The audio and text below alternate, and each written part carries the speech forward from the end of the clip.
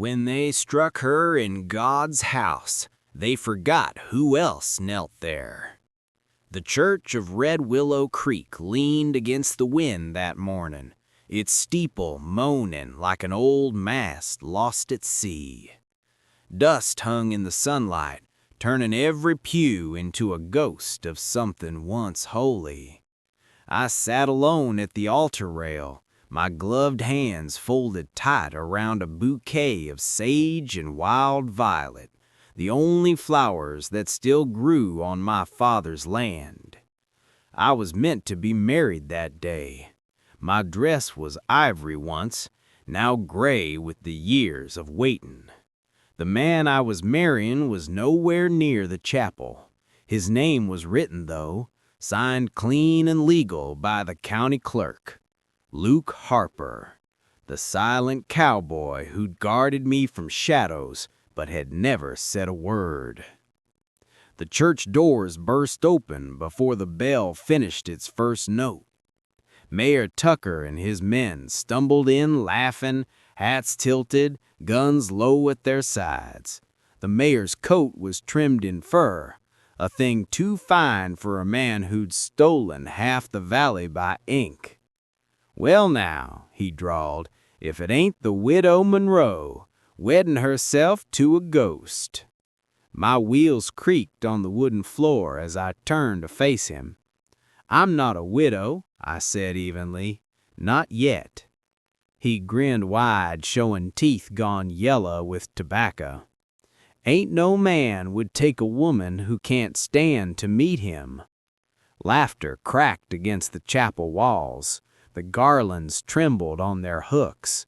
I felt the burn rise in my throat, but I'd practiced too long to let them see it. "You'll remember this place when your name's ash under my boots, because law don't bend forever, even out here." That silenced them for half a breath. Then Tucker stepped forward and backhanded me. The sound was clean, like a shot muffled by snow. I didn't fall. The chair held me steady, though my ears rang and my lips split like thin glass. The world blurred, but I would not look down. "You think words make you taller? This town answers to me now." I met his eyes, blood on my tongue, and whispered, "Not all of it." The sunlight shifted through the high window, scattering the dust into a shimmer. Behind me, I heard the faint groan of the church door closing, though no wind had moved it. A shape flickered across the aisle, a man's shadow, wide-shouldered, hat brim low. The mayor's men went quiet first. Then Tucker turned, frowning into the halo of dust where the stranger stood. "Who's there?" he barked. No answer, only the creak of boots across old boards. I knew that gait before I saw his face. Luke Harper had come. He said nothing, only placed one gloved hand on Tucker's shoulder. The brute froze as if the grip carried the weight of a promise too heavy to break. I wiped the blood from my chin and met Luke's eyes through the veil of light. For the first time in years, I felt something stronger than pain, the beginning of justice waiting to speak. And when the mayor's hand twitched toward his holster, I saw Luke's shadow move like thunder about to find its voice. One bullet turned the wildest girl in Wyoming into a legend of stillness. 4 years before that church went silent, I was known as Claire Monroe, Judge Monroe's daughter, rider of the Red Valley Wind. My horse was a copper mare named Alma, and there wasn't a fence I couldn't jump or a dare I'd refuse. Back then, I thought the world bent toward those who met it with laughter. The morning it happened, the sun was clear as polished brass. A wagon thundered down the grade by the creek, driverless, reins whipping the air. In the bed, A Cheyenne child, maybe 6 years old, screaming as the wheels struck stone. Folks on the road froze, all but me. I kicked on my sides and tore after it, my braids slapping my back, dust rising like judgment. I caught the wagon just as it hit the bend and leapt from saddle to boards, clutching the reins. My shoulder burned from the jolt, but I got that wagon slowed enough for the boy to tumble free. Then came the shot. It cracked from the ridge to the west. One rifle, one coward. The world dropped out from under me. I remember the sound my spine made. Not a scream, not yet. More like the splitting of a branch that's held too long against the wind.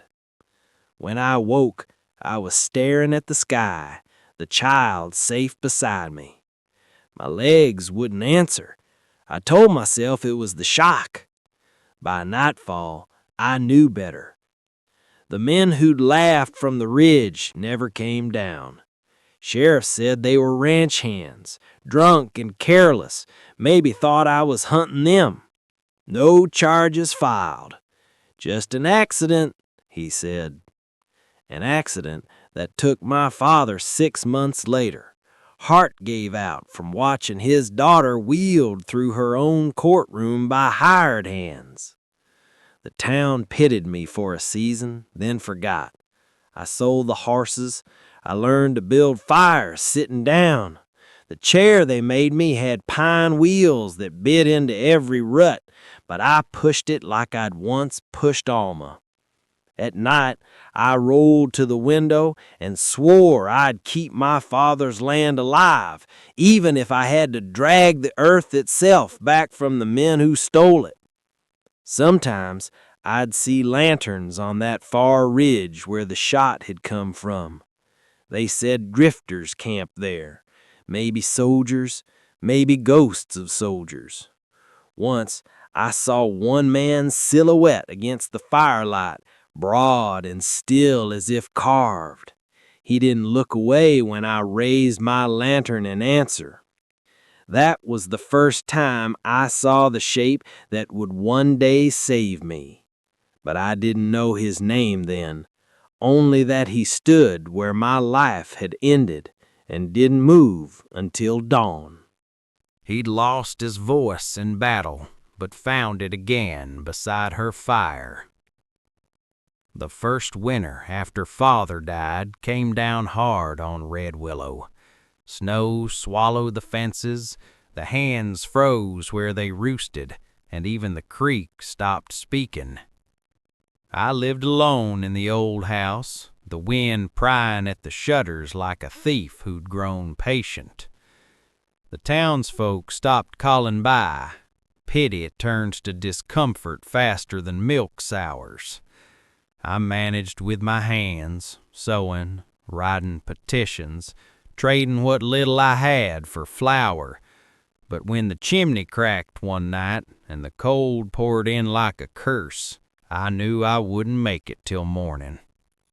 That's when I saw him again. A shape at the window, tall, wrapped in a rough coat, snow dripping from his hat brim. He didn't knock. He simply stepped inside as though the storm had carried him in. His eyes were gray, the kind you can't tell if they've seen mercy or lost it. He moved without sound, stooping to mend the fire with his bare hands, feeding it until the room breathed again. When he finally looked my way, I expected words. None came. He only nodded once, slow, deliberate, and drew something in the ash beside the hearth. A single line of mountains, a creek cutting through. My land. "Luke Harper," I whispered. "You work the western fence." He gave no sign, but I saw recognition flicker in his eyes. The silence between us wasn't empty. It was full of things neither of us could bear to name. He built the fire higher, draped his coat over my chair, and left without a word. Only his tracks remained, fading under the storm. For weeks after, I watched the far ridge. A candle would burn late in the small cabin there, one steady light in the sea of snow. Then, one morning, I woke to find a bundle on my porch. Stacked wood, cut even and clean, each piece marked with a single carved feather. It became a pattern. Wood on the porch, tracks in the snow, no name attached. And each night I wrote in my ledger who I believed it was for, the man who wouldn't speak but heard everything. I began to imagine his voice when I read aloud, though the cabin windows stayed dark. His silence had a shape now, and somehow it fit the hollow my life had become. I didn't know it yet, but that silence was learning to answer me. No vows, no priest, just one nod, and the quietest man in Wyoming said everything. By spring, Red Willow thawed enough to remember its debts. Taxes came first. Tucker's men rode up the lane, waving papers like flags of conquest. They said the land now belonged to the county for unpaid obligations. What they meant was, to him. I took the papers to the lawyer in town, Mr. Finch, who'd once been my father's clerk. He looked at the signatures, grim as a gravedigger. "You're cornered, Claire," he said. "A married woman can hold her property independent of levy, but a widow—" "I'm not a widow," I snapped. He sighed. "You will be if you don't fix this. Find a husband, at least on paper, someone decent enough to sign and stay quiet." The room went cold again, though the window was shut. I wheeled out without another word. That night, I posted the notice myself on the church board. "Marriage of contract, honorable terms, land at Red Willow Creek, must be decent and able." For 2 weeks, no one answered. Then one dawn, I woke to the creak of boots on the porch. A man's shadow stretched through the glass, broad, familiar. When I opened the door, he was holding the notice, folded once. Luke Harper didn't speak. He only set the paper on my lap and pointed to his name signed at the bottom. I looked up at him. "You understand what this means?" He nodded once.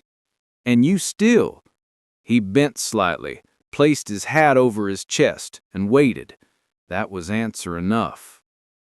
We went to the church alone. The preacher had left for Denver. Only the bell tower and dust kept witness. I'd brought my father's Bible, the same one that held my birth certificate. Luke stood beside me in his working coat, his hands scarred and clean. "I, Claire Monroe," I began, voice shaken more than I'd like, "take this man in bond of land and name." He didn't repeat after me, only laid his hand over mine, solid as stone, and met my eyes. Then the doors burst open. Tucker's laughter broke through like a whip crack. "Well, well, ain't love grand? Our crippled lady and her pet ghost?" His men howled. I felt the air go thin. Before I could speak, Luke moved. One stride, a single punch, like the world exhaled through his fist. Tucker hit the floorboards hard enough to rattle the cross from the wall. The church went still. I stared at Luke, heart hammering, veil trembling. He turned to me then, not proud, not angry, just certain. I realized our names weren't just joined by law anymore. They were bound by something neither of us had planned. Choice. When the mayor staggered out, clutching his jaw, Luke picked up the fallen cross, set it back straight, and gave a small nod, as if promising the rest would stand too. That was the moment I knew silence could be louder than prayer. She wrote in ink, he replied in wood. After the wedding, the valley turned quiet again, the kind of quiet that hums like a held breath. Luke moved into the cabin proper, and though he still spoke not a word, his presence filled the rooms like music beneath the silence. He rose before dawn, tending fences, mending roofs, leaving his gloves beside the fire for me to warm. I kept the house and wrote letters, not to send, but to slip under his pillow when he was gone. I told him what I dared not say aloud, how his steadiness anchored me, how the land seemed gentler where his boots had passed. The next morning, I found a carving on the windowsill, small, smooth, shaped from birch, a bird mid-flight. No note, just that. It began like that, a letter from me, a carving from him. I'd confess a memory, and he'd answer with something shaped by his hands. When I wrote, "I miss the sound of horses running," he left a carved hoofprint polished to a sheen. When I wrote, "Sometimes I still feel the wagons fall," he left a tiny wheel broken on one side. I started keeping them in a box near the fire, my new kind of correspondence. The night stretched long between us, yet not lonely. He'd sit across the table, carving, while I wrote by lamplight, our rhythm syncing like two halves of the same prayer. One evening, a storm rolled down from the mountains, cracking the valley in two. The roof shook, rain hammering like fists. I saw him working outside, lashing the shutters tight. When he came in, soaked to the bone, I reached for his hand before I could think better. It was rough and warm and trembling. He didn't pull away. For a long time, neither of us moved. I could feel the words rising in me like a fever, every thank you, every unsent confession. Instead, I took a breath and whispered, "You don't have to answer with words, Luke." He looked at me then, eyes lit by the fire, and placed something in my palm. A carving of a woman standing whole, her hair carved from the grain itself. I traced its shape, tears cutting through my dust. That night, I left my last letter beneath his pillow. I don't need saving, just staying.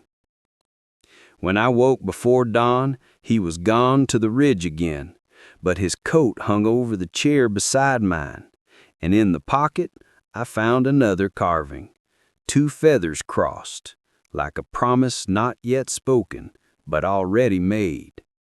And for the first time since that shot years ago, I felt alive enough to hope for morning. He built a fortress from mirrors, pots, and faith.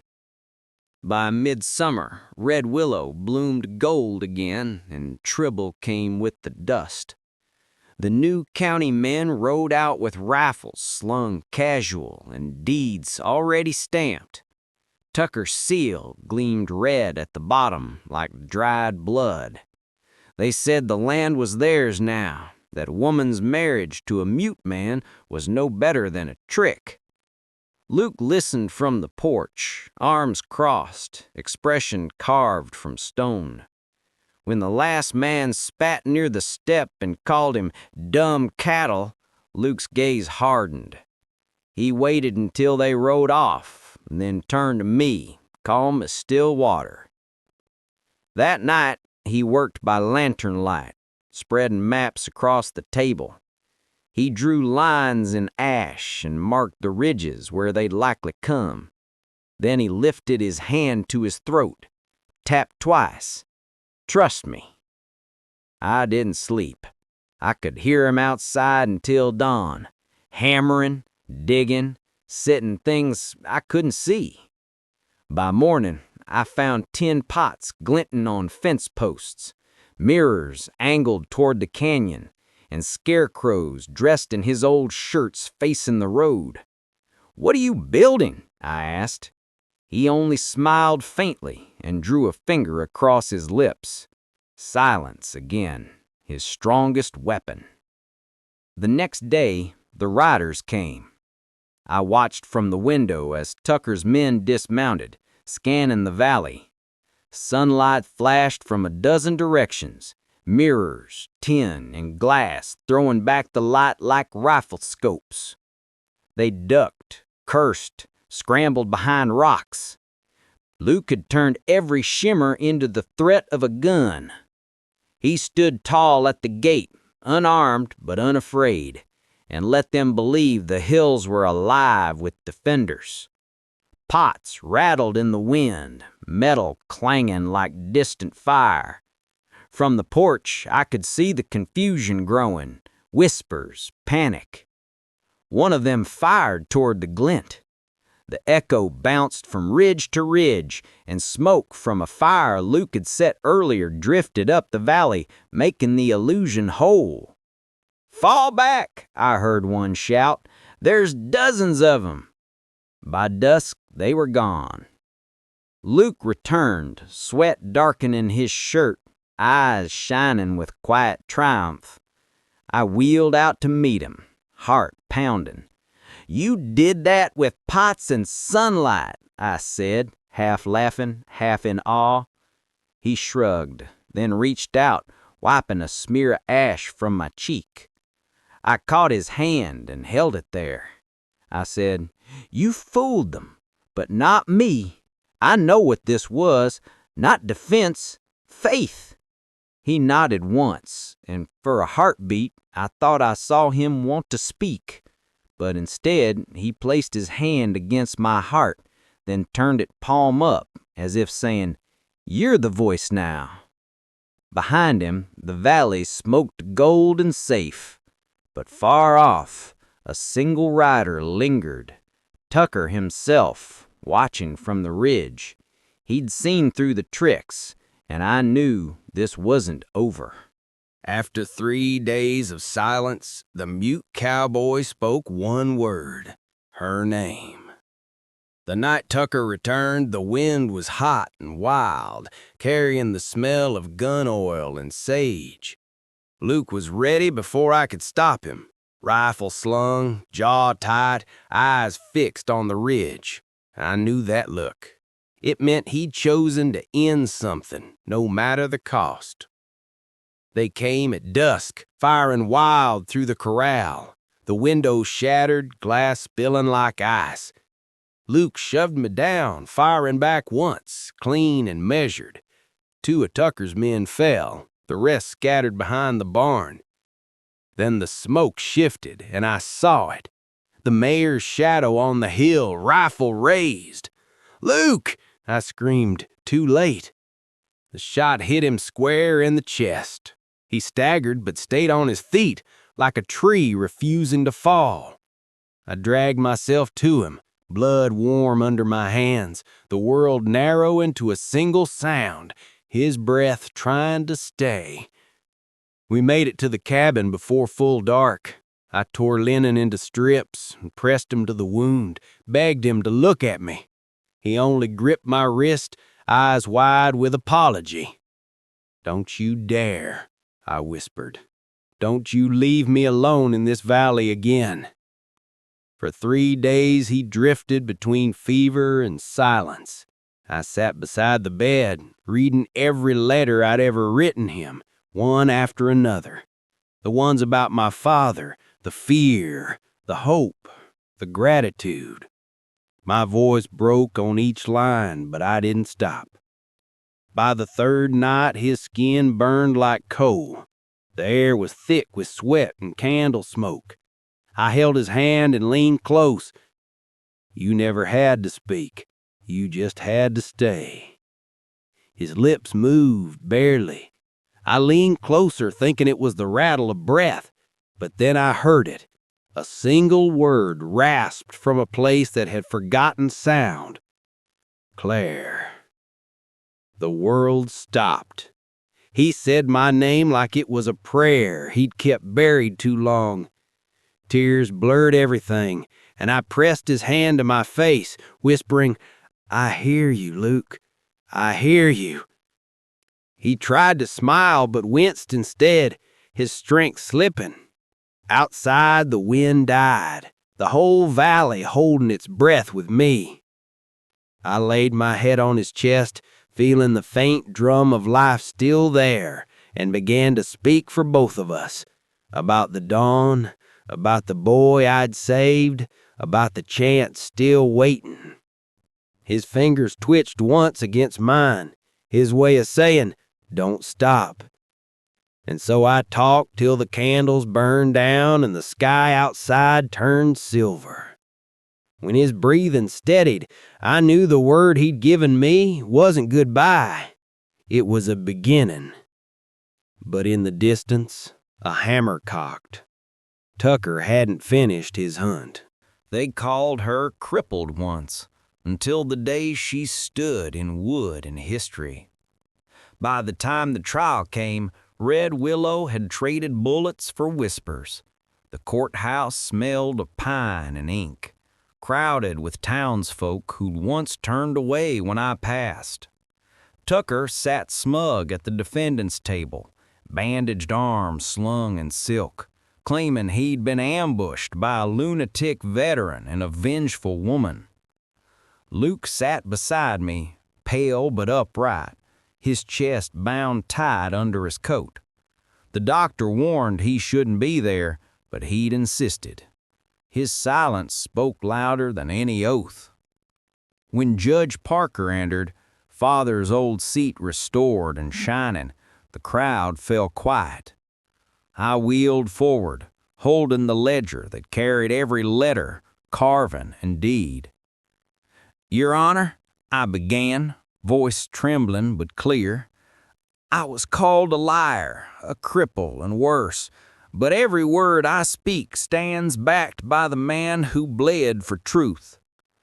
I opened the ledger. Inside were Luke's carvings, the feathers, the bird, the wheel, each piece bound with ribbon.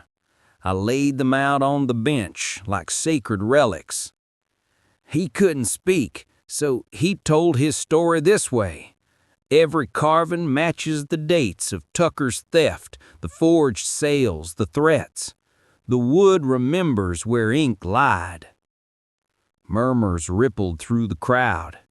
The judge studied the carvings, then the documents I'd kept safe since Father's Day, the real deeds, the ones Tucker thought burned with the old office. When the gavel struck, the sound echoed like thunder through the room. "This court restores the Monroe land and finds Mayor Tucker guilty of fraud and attempted murder." For a heartbeat, no one breathed. Then Luke's hand found mine, fingers trembling but alive. I looked out over the crowd and saw their faces soften. Pity turned to respect. Silence turned to apology. Weeks later, the valley bloomed again. The creek ran bright and the school bell rang for the first time, built where Father's barn had stood. Children played in the yard, their laughter cutting through the past like new light. Luke carved one last piece that spring, a life-size statue of me, standing tall, hand over my heart, one feather at my feet.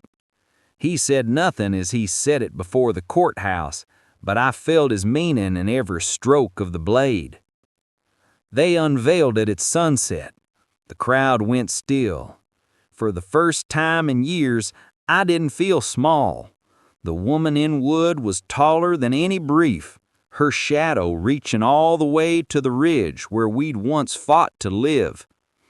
Luke stood behind me, his arm around my shoulders, the same silence between us that had started everything. Not empty, not broken, just full. And when the wind moved through the valley, I swore I heard his voice in it. Not words, just warmth. The sound of something standing where it once fell.